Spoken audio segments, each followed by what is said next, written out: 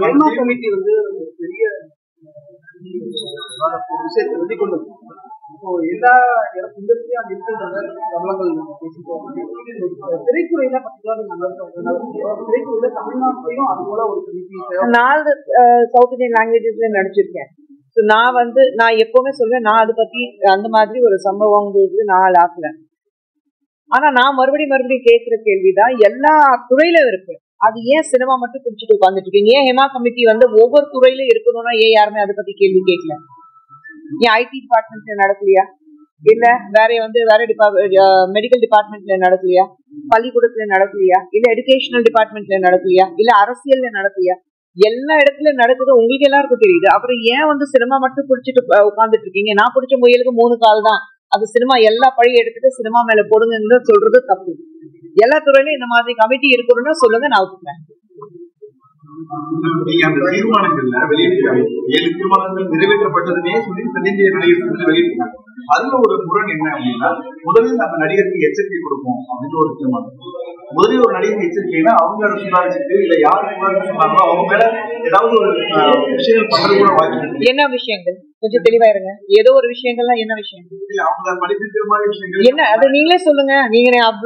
நீங்க யோசிக்கிறீங்க தம்பி, ரோடு போட்டு ரூம் போட்டு யோசிக்கிறீங்கன்னா என்ன மாதிரி விஷயங்கள் அது கொஞ்சம் தெளிவுபடுத்திங்கன்னா நம்ம பதில் கொடுக்க முடியும். இல்ல நீங்களே என்ன விஷயங்கள் பண்ண முடியும்னு சொன்னீங்க, அதுதான் கேட்கிறேன்.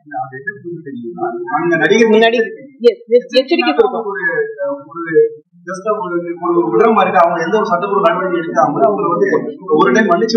நீங்க ஏன் அது முடிவுக்கு வரீங்க? தீர்மானம் நாங்க கொடுத்துருக்கோம். எச்சரிக்கைனா என்ன?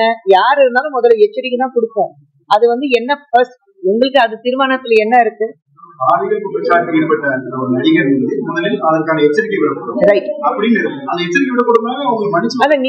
மன்னிச்சு விடுறது இல்ல, எச்சரிக்கை கொடுக்கறது நம்ம ஒரு குடும்பத்துல இருக்கோம். ஆனா நீங்க சொன்னீங்கல்ல, அது விக்டிம்க்கு வந்து வேற மாதிரி இருக்கிறதுக்கு வாய்ப்பு இருக்கு. அவங்க வந்து பழி வாங்குறது, அது எந்த வகையில நீங்க கேள்வி கேட்டீங்கன்னா தெளிவாக புரிய வைங்க. அப்போ நான் எச்சரிக்கைனா வார்னிங் கிளியரா இருக்கு. எச்சரிக்கைனா வார்னிங் இல்லைங்க. அது ஐஓஸ் இருக்குங்க. நீங்க அது ஒரு விஷயம் மட்டும் குடிச்சிட்டு உட்காராது.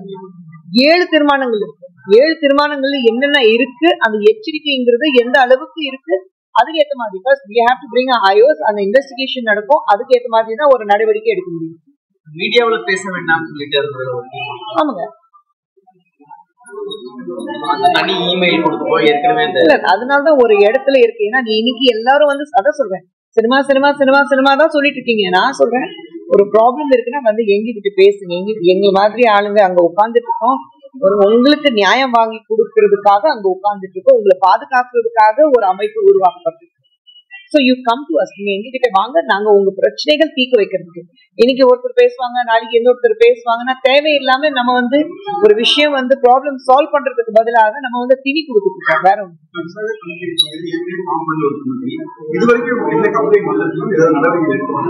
கம்ப்ளைண்ட் வரலையே, அதுதான் இது வரைக்கும் பேசிட்டு இருக்கோம். யார் நடிகர் சங்கத்துல வந்து கம்ப்ளைண்ட் கொடுத்திருக்காங்க சொல்லுங்க? யாருமே இது வரைக்கும் கம்ப்ளைண்ட் கொடுக்கல. நடிகர் சங்கத்துக்கு வந்து யாருமே கம்ப்ளைண்ட் கொடுக்கல. இன்னொன்னு வந்து பெண்களுக்கு சொல்றேன், இன்னைக்கு விசாக கமிட்டி இருக்கு, நடிகர் சங்கம் இருக்கு. ஆனா பெண்களுக்காக பல முறையில நான் சொல்லியிருக்கேன். உங்களுக்கு ஸ்டேட் விமன் கமிஷனே இருக்கு.